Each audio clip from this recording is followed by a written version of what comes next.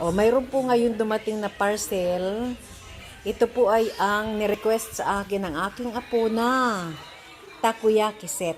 Ito po yun. Nakuha namin. Ito yung anong tawag dito? Pan. Ito po ang pan. At ito naman yung laman ng set ng takoyaki. Mayroon pong ganito. Mga ingredients po ito. Ayan. O, ayan. Ang laman. Ang parang kulang lang dito ay yung, mayroon din. Mayroon din. Ito, may chopstick siya. Ayan po ang laman. At ngayon po ay nagsisimula na siyang gumawa. O, nilagyan po niya ng, yung niluto ko kaninang hipon, ayan na, ang ginawa. And then, ayan na, may cheese na inilagay. And then, ito pa. O, nag-ano na siya, anong tawag dyan?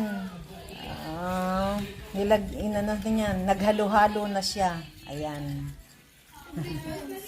O, inalo-halo niya lahat ng ingredients. Kumuha na siya dito sa kanyang binili na ingredients. Ito po ay set ng pang takoyaki na. Lahat ng ingredients na andyan na. Titingnan po natin hanggang sa matapos niya ang kanyang ginagawa. Ayan. Ito po yun. At ang kanyang panganay na kapatid, ayun na.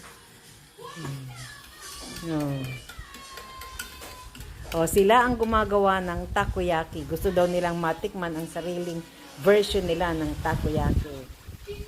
Okay. Niluluto na nila. Ayan na. Niluluto na ni Athena ang kanyang takoyaki. Ayan, ganyan pala yan lutuin. Hindi ko yan alam kung paano gawin. Sila ang gumagawa.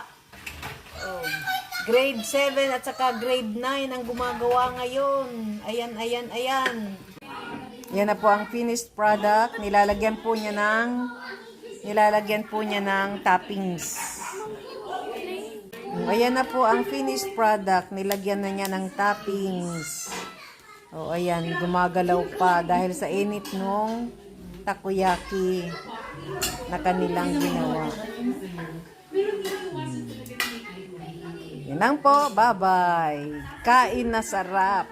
Man na po natin. Sarap Sarap. Lalagyan ko ng toppings. Ayan. Kain. Na.